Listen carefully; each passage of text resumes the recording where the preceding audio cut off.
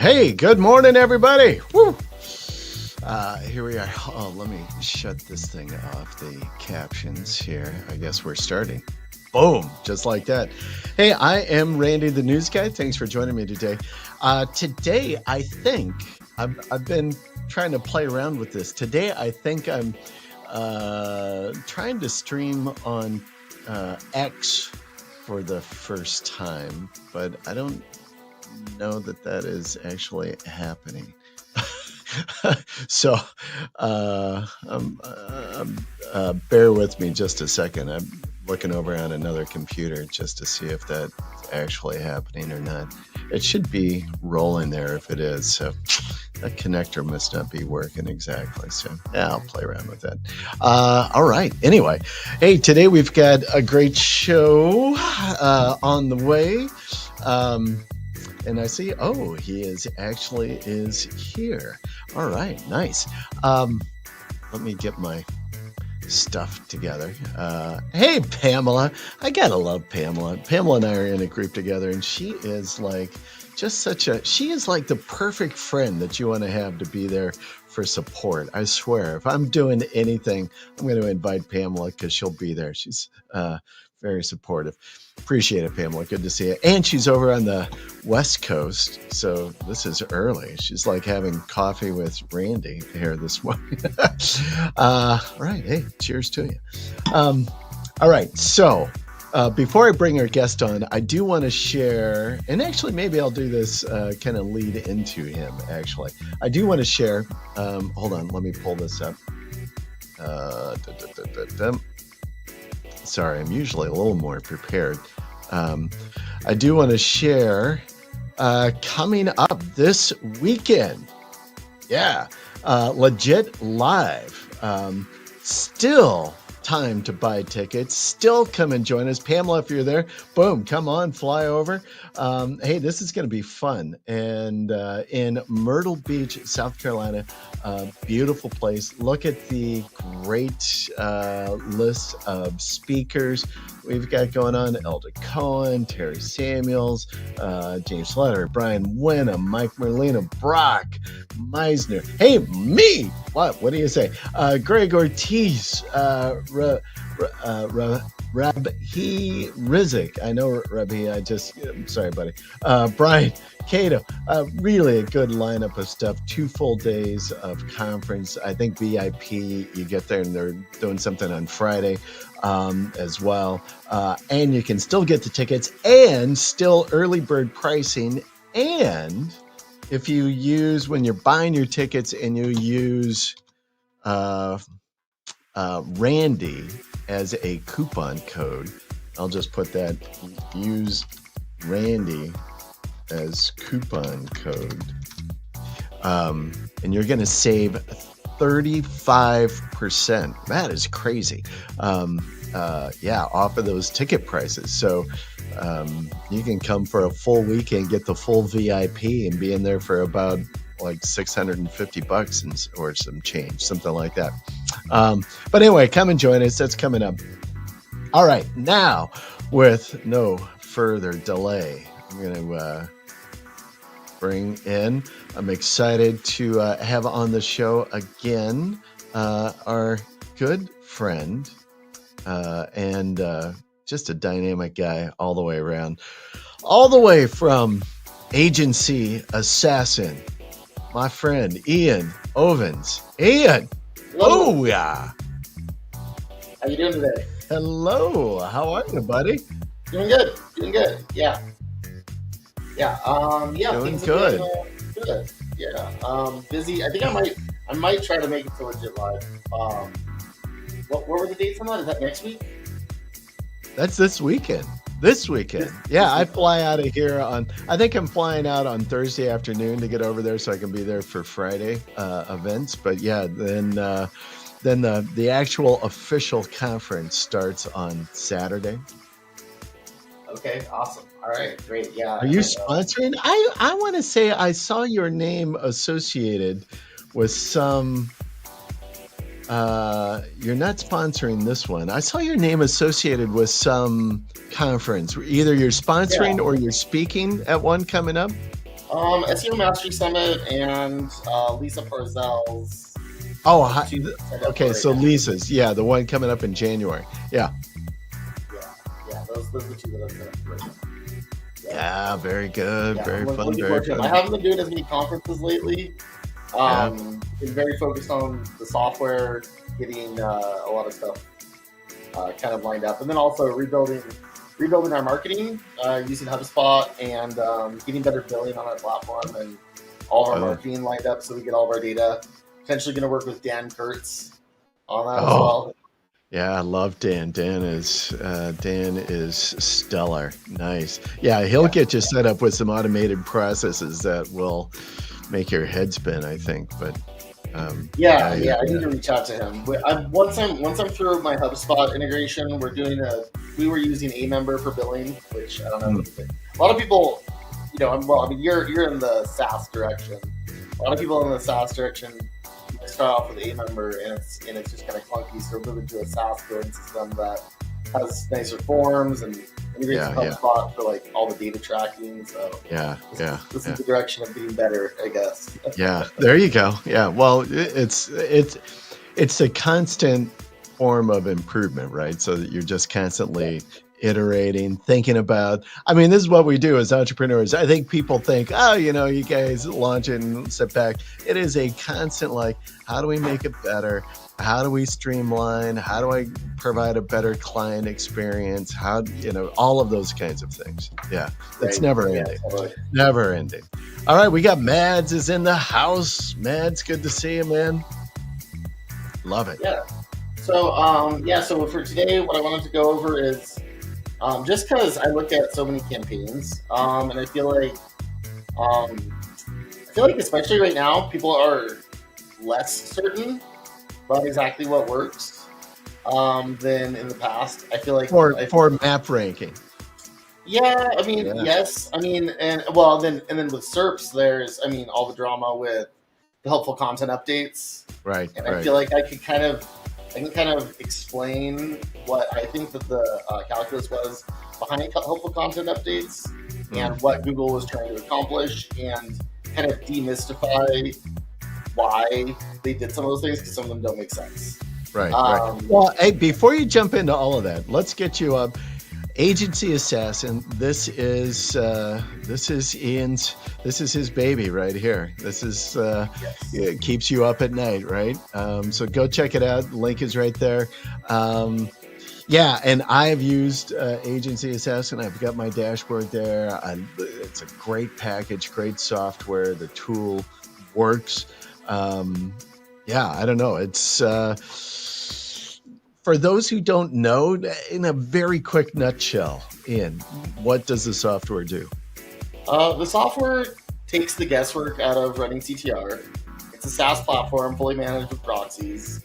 If you combine it with our newer SOPs, it's very reliable, very consistent, and easy to use. So if you wanted to try CTR, but the technical aspect of it was intimidating to you, I think it's a great fit, especially for those kinds of people. It still is going to take a little bit of time to really, get things dialed in, but it's not as hard, or it doesn't have as many gotchas as running it on your own. And some of that will kind of be made clear while I run through stuff, because I'm going to explain a few things around that today. Yeah, the gotchas. I know that's can be a little, especially with CTR. All right, cool. Very cool. All right. So anyway, Agency Assassin. And I mean, I don't know. I'm trying to recall your full background from when we talked last on the show, but you've been involved in SEO and development for a few years, we'll say. Right. My parents had a software company, so I grew up. Yeah. I grew up with it. I was managing the service department of the software company, so I've had a lot of exposure, which is obviously really helpful. And then I started in SEO. I wrote content for SEO in 2008. Actually, Marcus is Denver Web Success. I don't know if you've ever met him. He's a real nice guy, but he walked in and I was an operations manager for a roofing company, and he gave a proposal And I looked at it and I was like, oh, I can do this. So I wrote the content. He did the SEO, and then I took his report. He had an SEO Power Suite report, and I sold my first SEO contract in 2011. And I went home and bought the software, and then I started doing SEO. And then you could deliver. Nice. Yeah. Oh Yeah. yeah, that sounds good. Yeah. Very good. All right. So now you launch Agency Assassin. What about 4 or 5 years ago? I'm trying to recall. Yep. So Holly Starks had a product called I think it was CTR Rocket, and we were using it. She made it with Chad Lawson, and then Love they Chad. went, yeah, Chad's great. Yeah, so they launched it and they charged an extremely small maintenance fee, and it was with a bigger upfront. And I think the project after about a year kind of ran away from them, just the various difficulties. Yeah. We built a front end that was made to generate the campaigns for CTR Rocket, because some of the campaign building didn't give you like lots of different locations and stuff like that. So we built a campaign builder first to manage all the campaigns, because it's designed for one instance, one campaign, more or less. We were running like 50, and so then they stopped supporting it and stopped working, and it had been our biggest tool. And so I talked to them about it. I was like, "Hey, I'd like to do the software," and they were like, "Yeah, go for it." So Yeah. we started coding it in November of 2019. Yeah. And so we had our beta out in like March of 2020, and it was a dangerous tool at that point. There's one setting which is on, and I love it. It was dangerous. It was like turn it on, and it's like running like wild horses. oh yeah. Well, I mean, it would work. It would work most of the time, but then the times that didn't, it was probably not good, because it would send just 100 clicks a day no matter what, and our proxy quality wasn't that good. Now we do all mobile proxies, so, and then also you can fine tune the campaigns in 100 different ways now, so that you can really like make your data look the way that you want it to. But yeah, so it's definitely been a process. We just went through a huge rebuild so that you could run like on one location. You could run like multiple different campaigns essentially for like different cities, where you do different keywords and different search volumes in different areas. And then our next big update is we've scraped a ton of different data from a lot of different sources, on like population and like the density of commercial space and commercial zoning and all these different things, so that from now on our CTRs will literally only be people where there should be like 100%, there should be people within 100 feet of a grid point. So across the entire United States. So in other words, anytime that we run a search, we will know that there's population in that area. Yeah. And eventually we want to stage it out so that we also know where that population is, like if they're at work or if they're at home. Right. But that part is, You won't have searches happening like in the middle of Lake Erie to influence which we fixed that a while ago. That was no, I wasn't even. I was trying to be funny, but I didn't know that actually. Yeah, so we fixed that a while ago, and we've got drawing tools that allow you to like select your search areas. But like even within like, I mean, unless you, so like let's say like for somebody who does like rural searches, okay. So within a rural search, there's roads and there's houses, and there should not be any search anywhere else. Yeah. And so we solved that problem. So rural CTR should work awesome once we get this out, because essentially we will know if there's a house or if there's a road, and we should only be searching for those locations. Within cities. I have a question. Where the heck do you get all of that data? How do you know? Because I grew up in rural Nebraska. How do you know that, like, oh yeah, at this plot coordinate, that's a bean field. There's no farmhouse there. It's a combination of dumb luck, a lot of money, and a lot of work. Wow. To get That's it all. impressive. Yeah. I can see how you can like, okay, this is a coastline, and follow this down, and anything kind of west of the coastline is not going to be a search, right? So we're combining data sets that we were able to find, and then we actually scraped like essentially every vector across the United States and ran machine learning on it. in order to Wow. figure out what was actually the thing that we wanted. How Because long did that take? I can only. uh, it's been a few months where we figured out God, exactly how we were going to do it. Once we wow. got the data, it's not that hard. That's just because we have some really smart people on the team. So Wow. the machine learning piece was like 3 or 4 days. The data gathering the correct data was a lot longer of a project, and we Mm. kind of like found different data sources over the years. But yeah, that's been uh, it's I think it'll be especially important. It's also been challenging. But yeah, Wow. Well, yeah. congrats on that. When is this update coming out? This is pretty Well, exciting. so supposedly we have 3-layer vectors now, or 4-layer vectors, and those vectors are no Mm. population, low population, mid population, high population. So when we're completely done, you'll be able to draw an area and select if you only want it to search from high population, middle Mm. population, or low population or better. And then Right. it'll cut out all the zero population areas, and it'll only search from those. Yeah, so that's coming up. That is very Uh, cool. so so we have the vectors. So how long until we have the service ready? I was hoping to. Let's see here. What is it? 9/10. I mean, I'll say conservatively October 1st. That's like that should be possible. Yeah, Nice. yeah, Nice. All right. Well, congrats on that, man. That's awesome. yeah, That's a big heavy lift. That's pretty impressive. All yeah, right. yeah.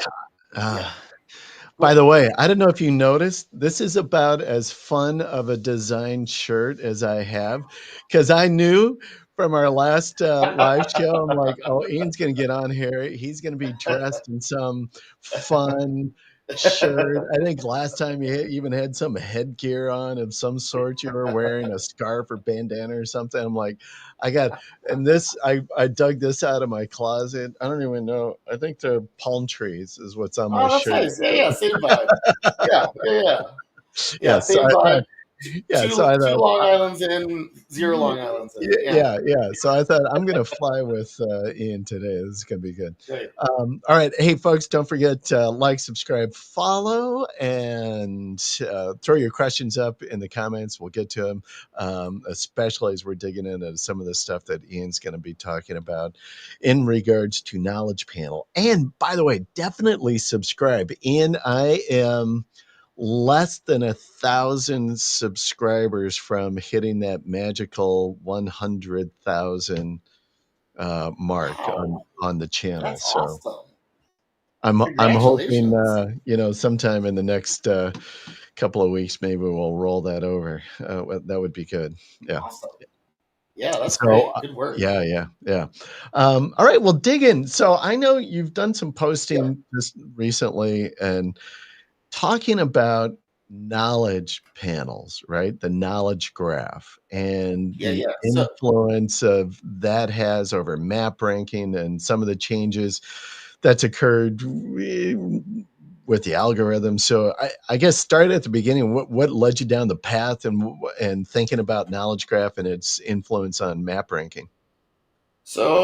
the biggest thing is seeing like changes. So one of the big changes that happened was when the December November 2021 update came out, which was probably I'll actually go through a little bit of the history, but it's the first time that Knowledge Graph had a meaningful impact on SERPs, and it worked. I would say Mm, worked well. Before that, they were trying to do stuff, but it wasn't necessarily as effective, and I'll actually show that.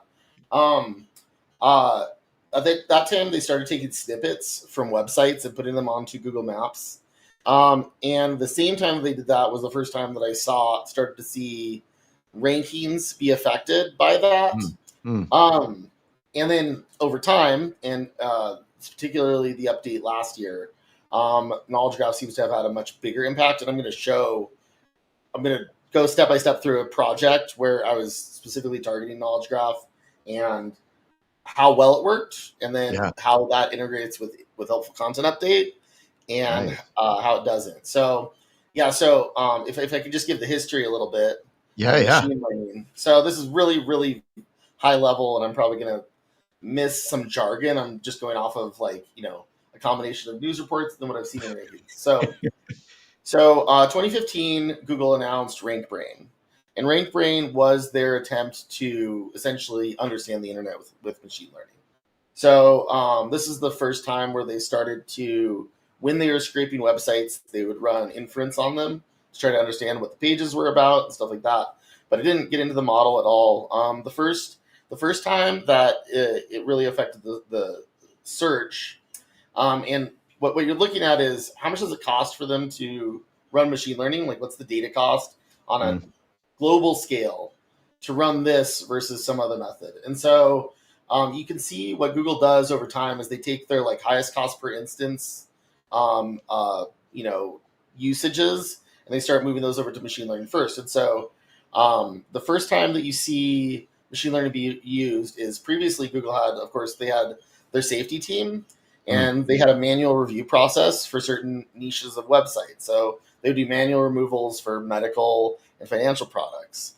And so, like, if you reported like a fraudulent website, which you could do through an input on Google, then they would go through and they would review and decide if this was a safe website or not, and they would manually take that website down.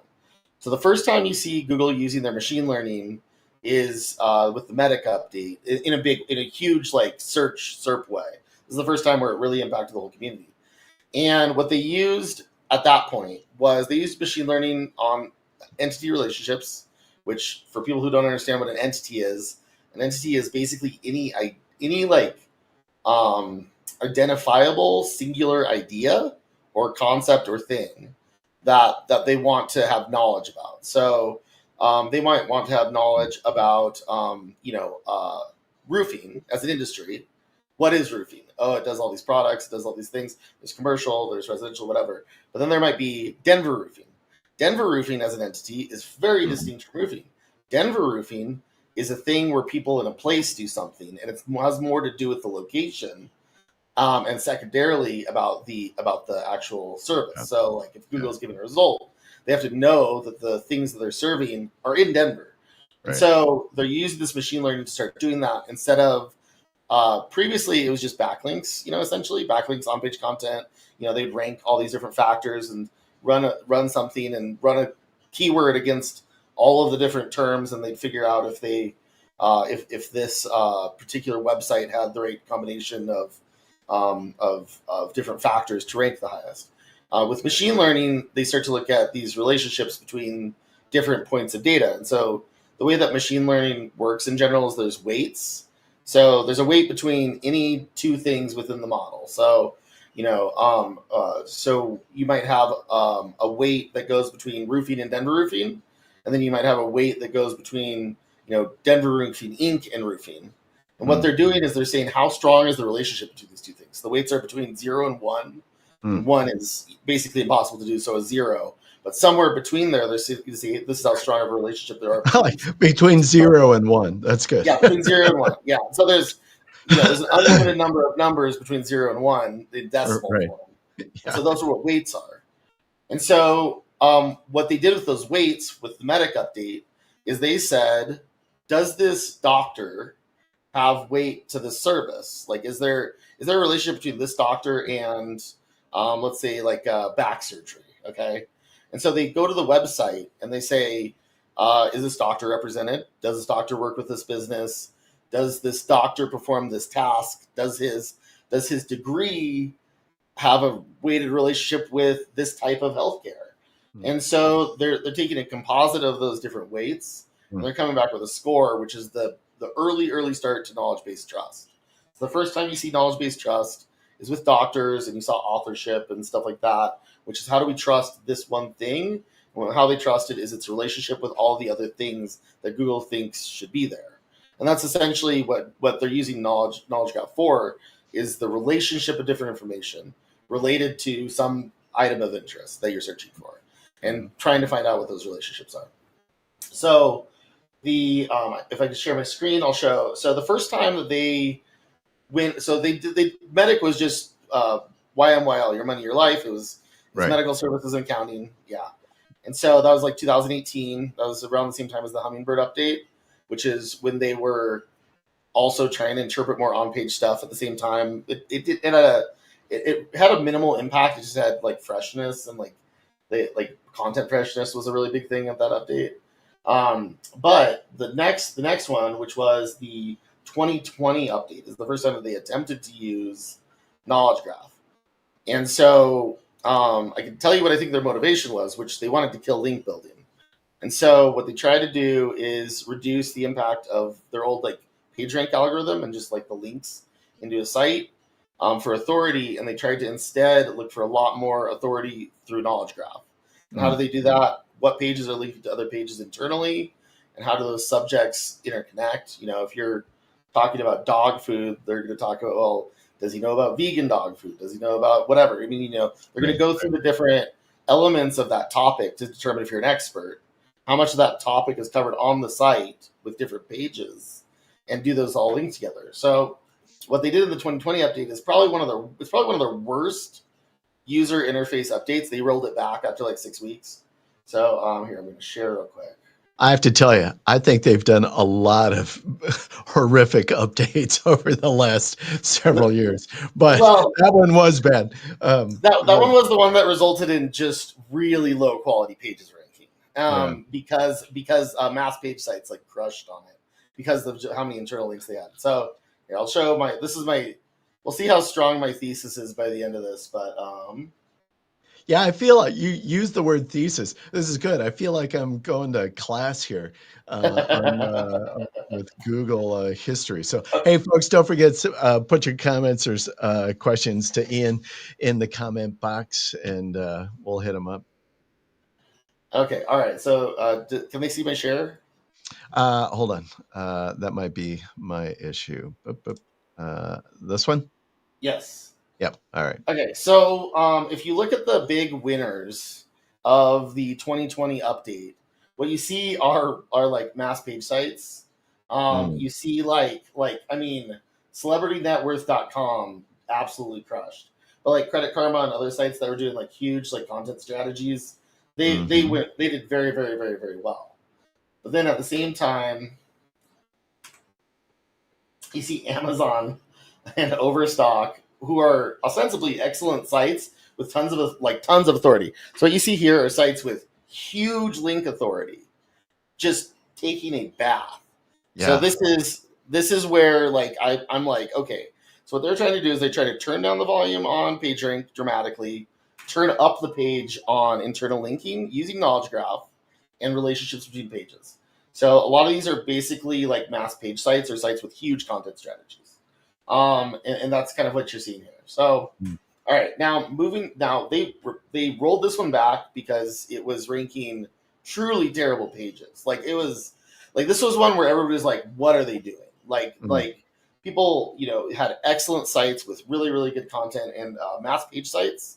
Like literally, if you just go to WordPress and use a plugin and make 10,000 pages and link them all together, they were doing phenomenal after this update. And their spam, I mean, their page spam, So, so this was Google's attempt to target link building as a manipulation, and they ended up favoring page spam as manipulation. So, so not that great. All right, so then we go into 2021.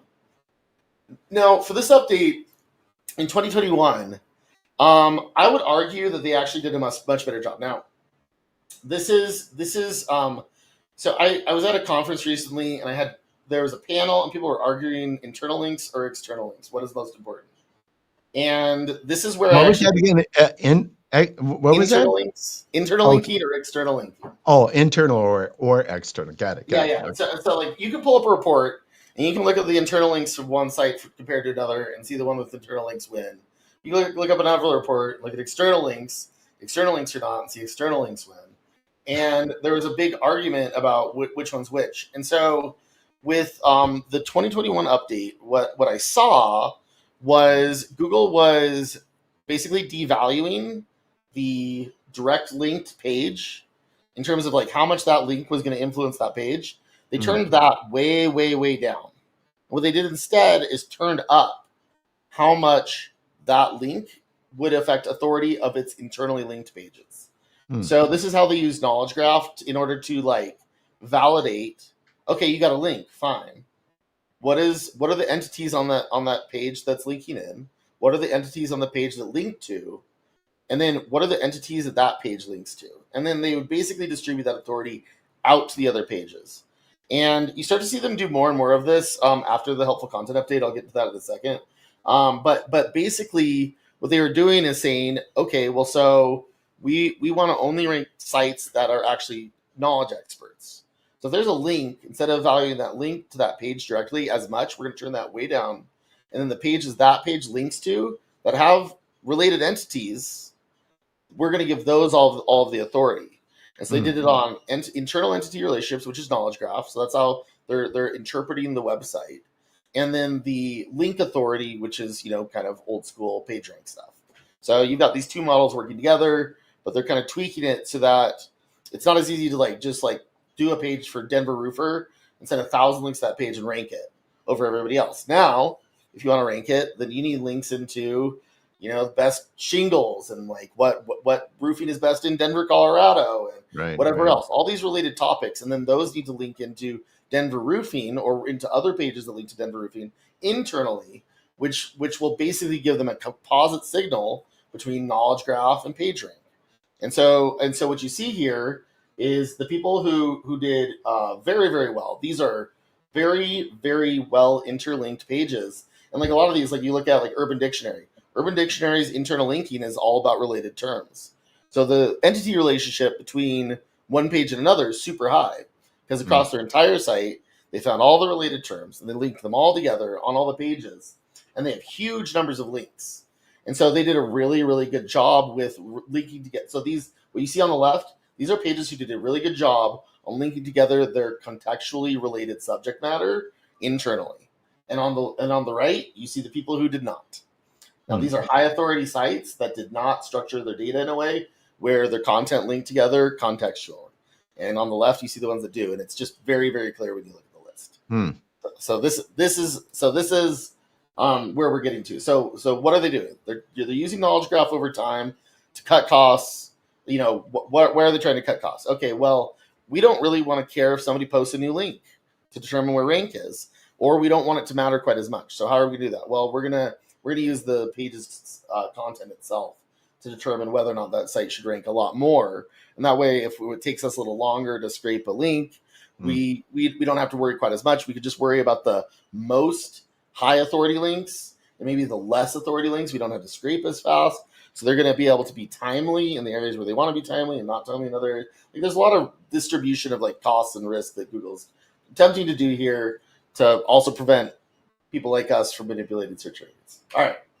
So now I did a campaign. So I had my theory. So this is right after this update. This update was December 2021. So this is January of 2022. So we started this campaign in January for an agency. We built 100 blogs, and we took those 100 blogs and we used Holly's news site links. And we did 2 news links per blog. So we had 200 contextual links into 100 blogs. And then we took those 100 blogs and we stepped up through the related keywords to our topic. So if we were doing local SEO, we'd do a blog on how to optimize your GMB for local SEO in Denver. Or we'd do one on, what's the best way to get reviews to improve your local SEO in Denver or whatever, stuff like that. So we do 100 blogs like that are contextually related to all their subjects. And we link them up through so we do hub and spoke, which is lots of orphan pages. So we just do content with an internal link that goes up to our pillar page. We got 3 pillars, Denver SEO, Denver local SEO, and I think we did maybe e-commerce SEO or something just to try it out. And then behind each one of those news site links, we put some crazy, it was 100,000 Web 2 links. So it's 20 million terrible links. Then at 200 pretty good links at 100 pages. But that tier 3 link then, because that's right, would that be? Or tier 2, I guess. So tier you got 2, yeah. So that, 100,000 links to the to the supporting links to the tier ones that you had. Were they Mm-hmm. entity related content on those? Did you try Yeah. to keep Yep. it as whatever the Yeah, we used a SEO content machine to scrape like Twitters and different content, and then we spun it with some other stuff. We would just scrape like authority content. So those Twitter embeds at the time were working really well. And then we were doing like a table of contents that had like internal linking on all of the blogs, and then all the content that we scraped was related to the subject matter. And we would tier that out to from tiers that'd be from tiers 2 to 5. So we did 5 tiers of linking on those. okay. So, and this was with Spuntex. This is before Spam Brain killed Spintax. So we started this campaign. We ended up ranking very, very quickly for many, many terms. But actually, what I want to show is this. Oh, All right. yeah. So here, what we have is we went from 0 to 700 traffic for Denver's SEO terms. And the date, I wish I had a different date on this. I actually lost the origin of this report. We stopped having that Ahrefs account. So, but it was around February 15th. So we started the campaign January 1st. We took over like some insane number of terms. We had at the time we had something like in the top 10, something like 30 Denver SEO terms. In the top 10, in the top 3, we had like 10 or 12. These are high competition terms. Like wow. we were as high as 3 for Denver SEO, and we did it in a month against 200 or so competitors. All right, so I would say that we figured it out. All right, I would say that we figured out how that algorithm worked, how Google was using knowledge graph. This is a knowledge graph specific attack using internal linking. And so my thesis here is internal links and how they link together, subject matter wise, on your website is the highest correlated weight is the way to get the highest correlation in those weights for subjects related to your business. Why? Because it's only your one business, and Google is taking that content on that site, and they're considering that highly, highly, highly related to your business. Well, what is the consequence of weighting it that way? Well, the consequence is this. Because it's weighted so much, you own that website. You could, for a while, and you can see the timeline kind of ran out on us there. You could, for a while, hack that very directly.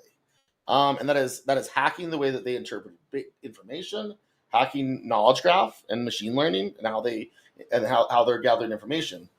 But then you see down the road here, now that cliff at the far end, that would be helpful content update number 1. So, and this is directly what Google. So what does this tell me? I don't see anybody else's with a castle quite like this for their helpful content update. I see slow, gradual things, and the reason that I think that that's the case is I think that we really only developed one major ranking factor here, which was knowledge graph, and I think that we did it very, very, very well. I mean, knowledge graph and linking, but so what you see is I think that this is what helpful content update was meant to prevent: orphan pages, content that is for the algorithm, meant to manipulate knowledge graph and how a business is interpreted due to the weaknesses that I said before. Like, okay, Google knows that they're reading the site. They know that content's related to your business. They highly, highly associate the subjects. The consequence of that high association is ranking. So this is the way you can get the rankings really well. They don't want that. So helpful content update number 1 just looked at all these pages, and what they solved this in a few different ways.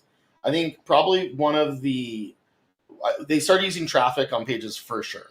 So they started looking at what is the search volume, how many clicks are pages getting, is there traffic going into a page, and then are the other pages getting traffic from that? And they could see if a page was useless or not. It's not ranking, it's not getting traffic, it doesn't have any links for pages that are getting traffic. Nobody's seeing this page. Therefore that page is for us, not for a user. So I would argue helpful content update helped improve sites. I think that people improved the way that they link together information, and they have less fluff, and it's they've figured out better ways to use their information that solves user problems as a result of helpful content update. I think the first helpful content update, I would argue, even though I hate it because obviously this happened, I would argue is a very good update. because it actually made websites better. Okay, so basically you see that we spike in organic traffic really fast, and then helpful content updates we lose most of our traffic. But this is what happened on Google Maps. So all right, so I had a thesis that last year, knowledge graph was one of the biggest things that were turned around. Now that was turned up. Sorry, that knowledge graph as a signal was turned up. So on Google Maps, and I'll go through and show some examples of this. Mm-hmm. On Google Maps, you started to see a lot more authoritative businesses after the August 1st update. So the August 1st update last year, did I talk about this last time? I don't know. I don't think so, but yeah, go ahead. Okay, so it targeted lead gen aggressively. And how did they target lead gen? They found good ways to identify fake reviews, and they created a penalty for losing reviews. So what they did, it's a fairly persistent penalty. So by wiping tens of millions, hundreds of millions, or billions of reviews, I have no idea what they wiped. They were able to target mostly lead gens because if you think about a lead gen business, it has the highest benefit in, or one of the highest. It has one of the higher benefits in being able to scale something like fake reviews, because through fake reviews they can get ranked the fastest. And so, traffic plus reviews was an absolute murder on Google Maps. You could be running one of the best businesses in the world. Someone could come in and create an exact match business, create 2 reviews a day, and send traffic to it and rank it above you in a month. Yeah. And that was just happening everywhere, all over the place. So they wipe all these reviews, everybody's rankings drop. It actually was a big problem for us because we didn't have like anti-bot detection, which I'll show at the time. I already knew they were detecting it. I just didn't, we just didn't have the systems in place yet for our anti-bot detection to happen live. So that got implemented last year. So anyway, so they wiped all these reviews, but at the same time that reviews basically became less impactful, they also made CTR a bit less impactful. They also slowed down how long it takes for CTR to impact. But they also turned on knowledge graph a lot more. So this is that same business, and you see like an average rank around 4 or 5. Mm-hmm. And so this is last year before the Google Maps update. And what you see is right when in the middle of that Google Maps update, this term goes straight to number 1 and stays there. It stayed there ever since. Mm. And nothing else changed except the Google Maps update. And that Google Maps update, like according to what I can tell, it's taking knowledge graph. So this is my thesis on knowledge graph. Well, what's weird about this is that site still has a helpful content update penalty. So what it suggests is that we did impact knowledge graph, and that knowledge graph is still impacted, but that site has a helpful content update penalty, is what it suggests. So it means that the helpful content update is a way to deal with the fact that we actually did manipulate knowledge graph. And with a machine learning model, when you change the weights, when you're dealing with, Google must be dealing with billions and billions and billions of weights. You can't unweight something. Like there's no reasonable way to pull all those weights out without affecting a million other things. Right. Yeah. So they would. There's no way to get the data back out. So you get the data in by running the machine learning, but you can't pull the data back out. You can't delete just unlearn it. And so you could actually, let's see here. Yeah. So this is a little bit more graphic, but this is right when that update happens, and you see it going from a wide range to just absolutely trouncing that term. Mm-hmm. So what does it look like when you're actually running a CTR campaign? Here, I'm going to switch views here. I close this one. Okay, yeah. I'm going to switch views, software, just show some examples real quick. I've just got some test campaigns. Yeah. That kind of go through the same stuff. So these are not clients. These are strangers who have had the great fortune of becoming my long-term experiments. Okay, so actually, I should start with the example of very bad. All right, so this is so if you think about, knowledge graph is used essentially for knowledge based trust. What they're doing is looking at composite signals to see whether or not Right. a signal should be trusted. So this campaign is so I started last year, and there are a number of different things happening here through these cycles. One of the cycles is that Google has, as far as I can tell, they have an accumulating month over month factor, which has to do with basically looking at the previous month compared to the month before, looking at how much traffic there was and stuff like that, and seeing if it diverges widely. And if you have a monthly divergence that's really crazy, then they start to run different methods to like try to root out if it's bots or not. And if you have daily averages that are way out of range, then they do the same thing. And so you see is as we accumulate traffic over time, they start A/B testing more and more. So these are A/B tests. This is where they're attempting to detect bots, and then we're stopping sending traffic when they start running those, and Right. not interacting with them, and then slowly the trust comes back, and so it goes back up over time, eventually to rank one for a fairly competitive term in a large city with CTR only. But how long did it take? Well, that's May 31st is the first time we got a number one, and we started in September 15th, and it's up and down right now. I mean, it's but seven is probably not getting traffic. But here's the deal with this business though. All right, so this is the worst case scenario: 4.2 stars, 5 reviews, and the business only has 2 citations, one here and one there. 2 citations, nothing else. Hmm. So in terms of knowledge based trust, they don't have a website, they don't have reviews, they don't have like anything. So you see this very slow but gradual, and essentially what's happening, what you're seeing here is Google trusts traffic more over time. So in other words, it's easier to send traffic today than it was a year ago.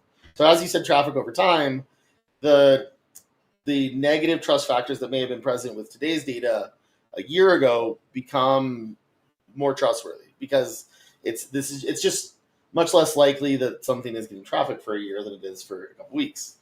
Can I ask you a question? So when you're Yep. talking about sending traffic over time, especially, are you essentially keeping the traffic the same? Are you varying it a little bit from kind of day to day or week to week or month to month Um, at all? Or are you gradually increasing over time?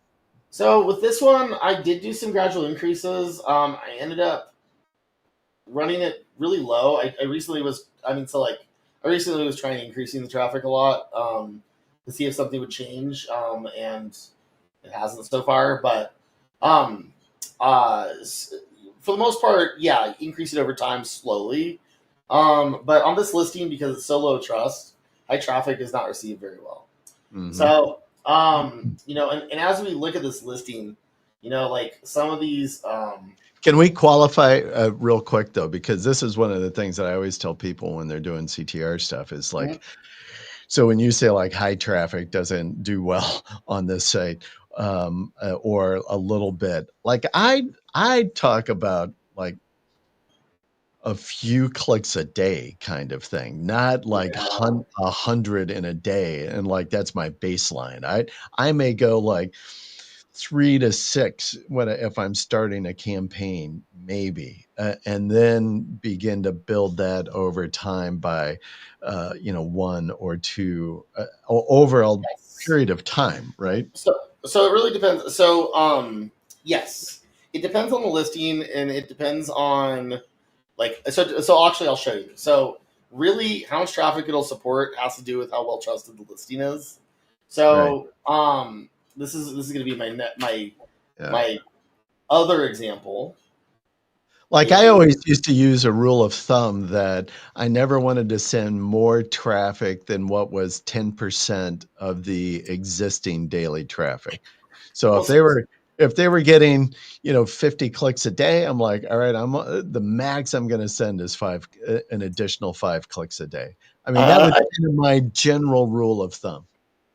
I mean I mean like that test listing that I just did was getting no traffic, so 5% would be zero.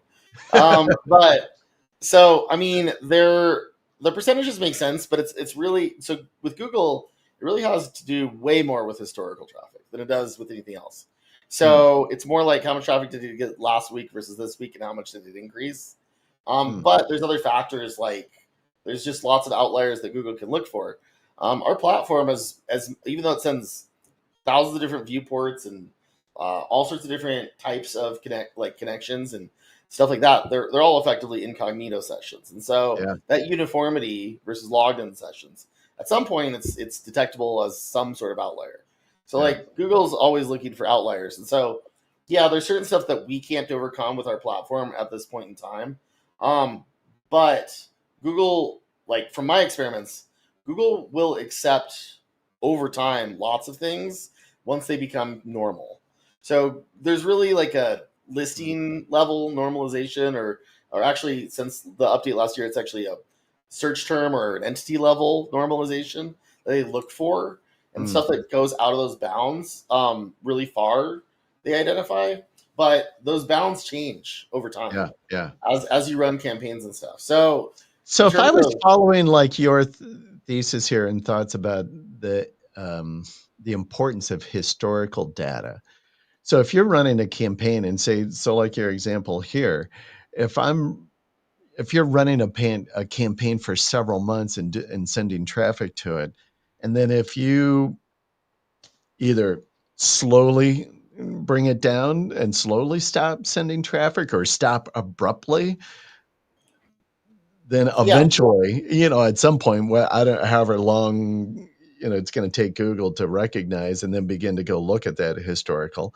I mean, so it's going to negatively impact then. it is so since the update last August, they really tempered like the time response of CTR in the positive, except for if it's a very super trusted listing. And so that's what I'm going to show here, actually. Mm. And the negative on cutting back traffic became less abrupt. It used to be a lot more sharp. So if you turn off a campaign, it would be a lot more sharp, the drop. Now it's a little bit more graduated. It all depends on whether or not you're getting organic CTR. So, all right, so like this is why optimized titles work extremely well.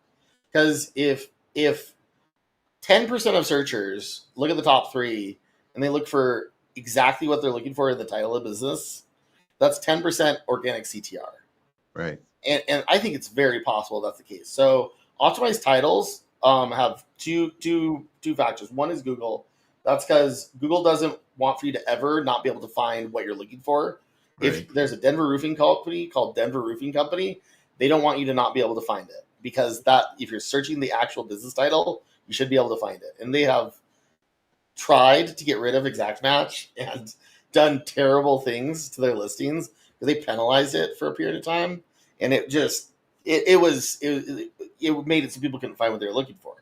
And so on the one side, there's the algorithmic, which is just if you type a thing and the name is the thing that you're typing, Google does not want you to not be able to find it because that's terrible UX. The second factor is organic CTR. And organic CTR is a person identifies it as the thing they're looking for. And so business title works both in both those ways. Right. Right. Um, uh, so all right, so on this test, all right, this business. I just want to like so this is a again not my client. A friend went to eat there and he's like, oh, they don't rank very well, and so I worked on it. Um, so 282 reviews, 5 stars, and pages upon pages of citations and links and TikToks, and they have got absolutely everything. Now, versus the other one, if we look at this term, so instead of it went from not ranking very well for Indian food restaurant. This is a Nepalese restaurant, but I figured there was too few people searching for Nepalese food, so I ranked it for Indian food. Close enough. We went from pretty poor rankings up to very good rankings. That's 12.2. That's 24. So it's a month and a half. But not only that, but it's just way more consistent. Like there's some ups and downs and stuff, but it's not doing those huge swings that other listing is doing. Hmm. Um, it's getting its position and it's staying a lot more consistent. It ranks a lot higher. Its rankings are much higher across many terms, and it's just consistently doing that. And so you can just look at the association. I mean, this is also less competitive, to be fair, but in general, this is what you see.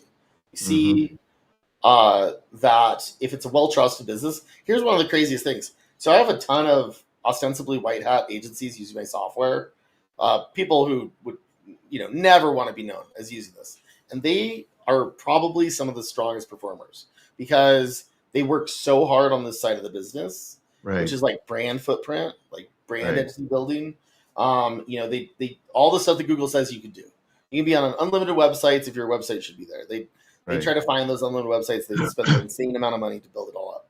That actually proves to be really effective at the trust side of Knowledge Graph, the knowledge-based trust, which then makes it so you can actually do really rude things like link building and CTR, and all those things work way better when you have those trust factors in there. So I think that's about it. I think that's my knowledge graph to today and how it affects Google Maps thesis. So that if you summed it up, like in a couple of bullet points, I'm trying to think if I could do it. I would first say build up brand trust, right? You've got to have the brand trust is critical. And be mindful about historical data and the influence of that on future rankings. I don't think you really have to worry about that much, except with CTR. With CTR, right. If you build it up over time, I'm talking CTR. With CTR, there's so with CTR right now, if you have like a pretty trustworthy business, you get most of your bump in ranking in the first 4 weeks, and then it kind of chills out for a few months, and then you usually get another bump down the road. And it gets more consistent and stable and safer over time to where it just doesn't do as much. So I mean, the biggest thing, it is. It's like, everything that Google was saying that a business should do in 2018 that didn't work, it works now. So, And then the other thing, though, is exactly what you're talking about in regards to external and internal links. So it's absolutely critical for internal linking with external linking. Yes, and logical connecting points of entities, right? Of if you've got a Denver roofing company, it should be connecting to other entities related to Denver roofing, which is actually either internal or external, right? So press releases are this is probably why press releases started popping again. Is and why they're working for Google Maps is that you can really influence Knowledge Graph because of that composite signal. Right. So if you have a page and you want to signal to Google that page is a source of knowledge and trust for a topic, I mean, a press release might be a really good way to do that because of the large numbers of different domains and that diversity, and then also if you get schema in there to contextualize your press release. Right. Those things all with the current paradigm should be really impactful. I actually need to do some really brass tacks testing on that. Let's do it. And then there's that's the biggest thing. So it's a lot of Google's trying to look for what makes sense. And so really, what makes sense is the people who've spent the most time and money developing their brand. It makes sense for those people to have the most trust. And so what you're trying to do is look like those people more or less, the foundation. It's how much foundation? After a business has been around for 10 years, there's a huge number of different places they're mentioned and stuff like that. So link building still works for sure. Yeah. But then on site, I was going to go over the helpful content update too. My theory on that. So they're rolling that one back. So helpful content update 2, if I were to sum it up, is, if you were to look at the composite on knowledge graph of a website, and you were to take your subject matter entities and your brand entity, and which is subordinate to which. So is your topic of let's say what's the best coffee for a person who likes dark roast, right? So if all of Right. your subject matter entities are super super super super high authority, super super developed, and your brand is way down here, that's a content site or that's an affiliate site. Right. It's not an e-commerce site, because then it'd be about a product, and that product Right. is related to a brand. And Right. so what they're looking for is, does the site subordinate itself to subject matter, which is lead generation in some way, or does all that subordinate itself to a brand? Or if you look at New York Times gets mentioned a million times on New York Times. If you look at any of these sites that are where the brand is the authority and the subject is subordinate. And so what all they were able to do is look at like which of those was the strategy that was conducted. And if they found that subject matter was the authority, then they pinged you with a helpful content update, and that was unfixable until recently. And Mm-hmm. I will tell you, so this has everything to do with AI content. Why? Because the economic benefit of AI content for content sites and affiliates was so high. I think that Google just strictly was defending their data costs for scraping the web. And Right. so helpful content update 2 is literally just them trying to cost people who invested in something that was costly for them the most money possible. I actually believe it's the first time that I could say that that an update specifically targeted good UX, targeted good pages with good CTR and good results for customers to protect Google's future. Yeah. And Yeah. I think that their rollback. I don't know. I don't know if they did what they wanted to by destroying the value of those websites, costing people billions and billions of dollars. On the Uh, initial, on helpful content one. well, helpful content 2 was way worse for affiliate and Oh, for for affiliate affiliate. or content Okay. sites. Yeah, they cost people way more money on that side. Yeah. Helpful content update 1 would hit anybody, but it was really hitting that like page manipulation. Helpful content 2 was hitting an industry of creating great content meant to convert Right. for the purpose of running a business. Yeah.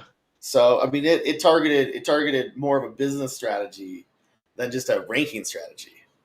Yeah. So yeah, Yeah. yeah. Which Yeah. I know some of our affiliate sites that we had built out and just have taken a spank. And so it's interesting because it makes me think a little bit more than about just even about that. Then is, if we're take a little bit of a different approach or try to resurrect those affiliate sites by building out the brand itself, um giving more strength to the brand, if that will help.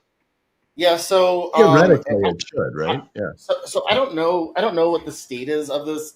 I know for sure. I know Garrett Acott was finding old sites that got helpful content update 2'd to death, and Yeah. he's buying them and 301 redirecting them. And then you're taking a 15% bath on your authority on your links, but it was working for helpful content to give you another shot. And so what people were talking about is using AI to go through and create brand mentions and brand links through like the whole site structure. Right. Um, but yeah.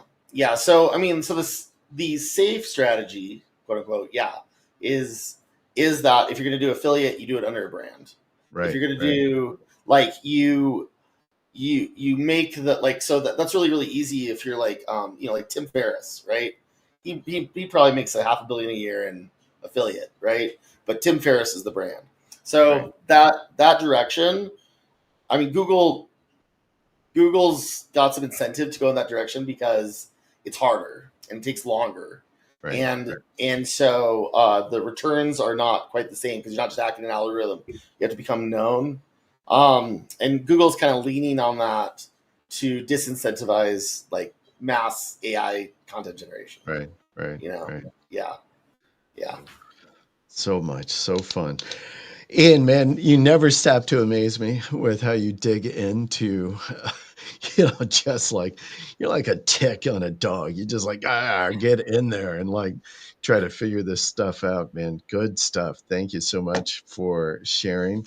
I I've walked away with some stuff like I'm gonna go try a couple of different things, but some of the stuff though that we talked about, like the brand authority. I mean, I've been preaching about that for years. A lot of other folks have been talking about that. yeah, I mean, brand authority you can never lose. I think by yeah, building your brand authority, and I don't care what it yeah. is that what kind of site it is, but build your brand authority.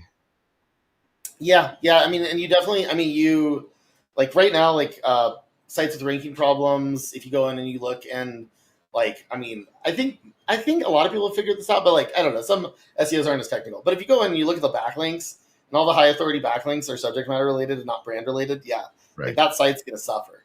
Yeah. And fixing that this last year, that's been a huge fix, like for lots of stuff. Is you just Yeah. go and you build authority around brand, and Yeah. we've Yeah. had some pretty big projects where we went in and we looked and they had been buying guest posts and like all of them were search term related, and Mm. so we ended up having to brand build, and it has worked. It's gotten to where like that site's blogs will start to like pop again, but it took a lot of brand building and actually taking the emphasis off of our search terms for a Hmm. while to build Hmm. up some like Yeah. brand bases. When you're doing brand building as well, because I know we had a guy on the show, Gareth Boyd, and he is emphatic about A, brand building, and B, just sending the links to the homepage. And that's, Yeah, yeah, yeah, yeah, yeah, yeah. So I mean, like this is kind of old school Black Hat linking right. 101. Yeah. Yeah, but But back kind of like what you said before, though, yeah, stuff that worked back in 2018 is working now.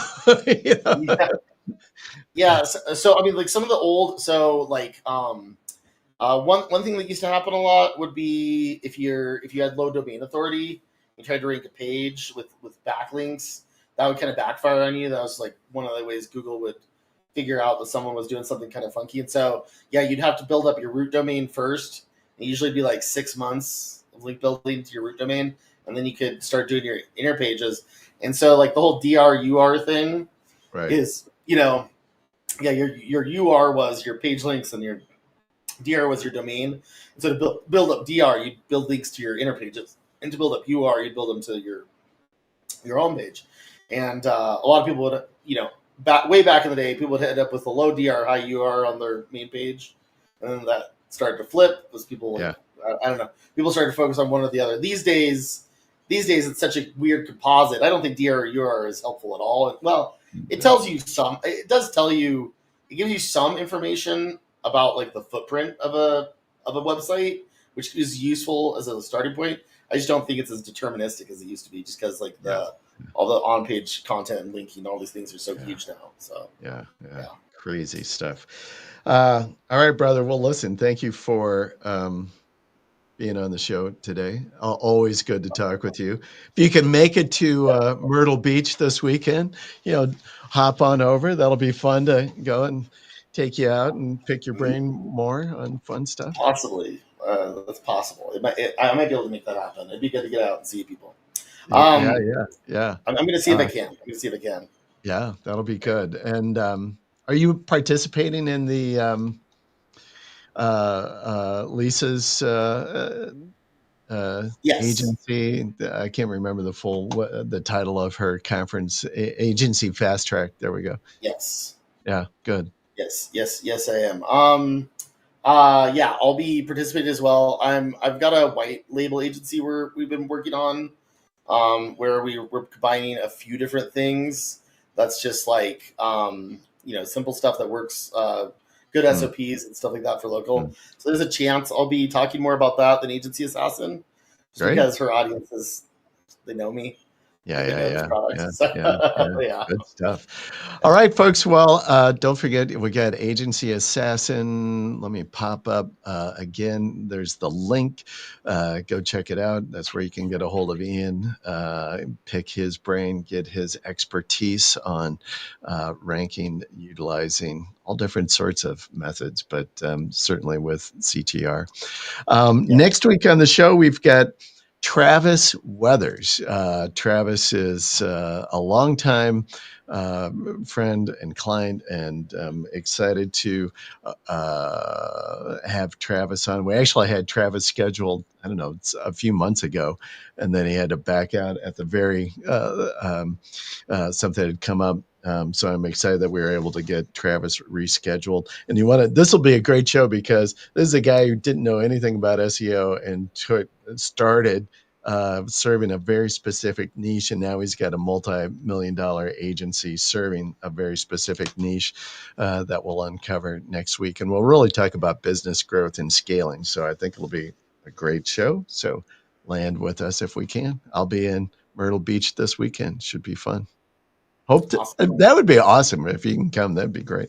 I'm gonna see if I can do it because I haven't been out to a conference since I think Yeah. SEO Mastery Summit was my last one. So Oh yeah. Yeah. yeah. Yeah. Oh, All right. good. All Thanks right, for buddy. having me. Thanks, This was Ian. amazing. Appreciate it. Thanks so much. All right. All right. All right. Have a good Thanks one. everybody for joining us. You bet. Bye.